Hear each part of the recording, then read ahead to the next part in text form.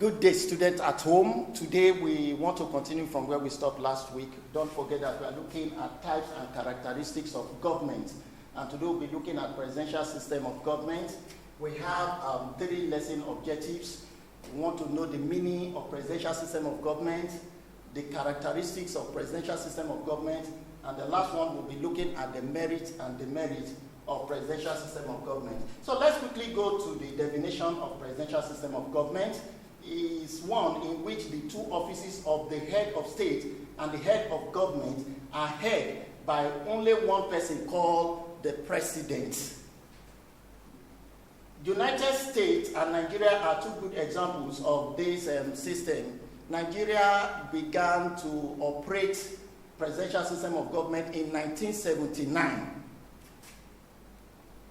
Features of presidential system of government. Number 1, we talk about the concentration of power. Political powers that should be given to 2 leaders are given to 1. Separation of powers is another feature, that is, the executive is different from the legislature and also from the judiciary.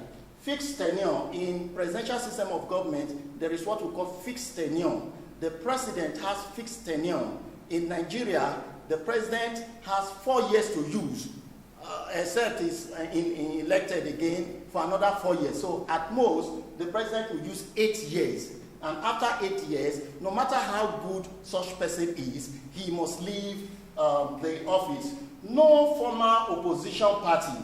In presidential system of government, the Constitution does not recognize opposition party. Supremacy of the Constitution is another one. It shows that the Constitution is supreme, is above all, is above the president and the rest people. It gives power to the president, to the governors, and the rest. The principle of checks and balances, that is the 3 organs of government trying to checkmate themselves so that there will be no abuse of power. Individual responsibility is another one. In parliamentary system of government, there's what we call collective responsibility. That is, if somebody should do something wrong, the blame will be on all of the people there, that is, those who form the government. But in presidential system of government, the person that does the wrong thing will be blamed, not all of them. The president is popularly elected. Parliamentary system of government, you don't elect the prime minister. The prime minister will be appointed by the president. But in a presidential system of government, the electorate will elect the president. Ministers are subordinate to the president. In other words, the president is above the ministers. Let's look at merit of presidential system of government. Number 1, effective check and balances. That is, it will prevent the misuse of power. No collective guilt. I have said that anybody that is not doing well will be blamed. Not everyone that forms the government will be blamed, except that person.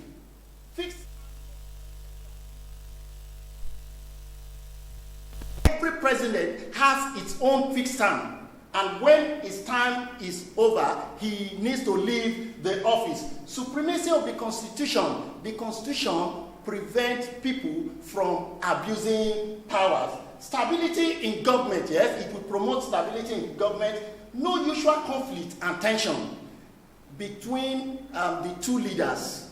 Now we only have 1 leader, so there will be nothing like conflict and tension. The merit of presidential system of government, fear of dictatorship, because the powers that should be given to 2 leaders are given to 1. There's tendency for that person to abuse political power. The power of appointments is given to the president. In other words, the president can appoint his ministers and the rest. Now, a president can appoint members of his family or people from his ethnic group, even though we have better people that could do the job, but because he has that power to appoint ministers and the rest, he only appoints his friends. Lack of team spirit.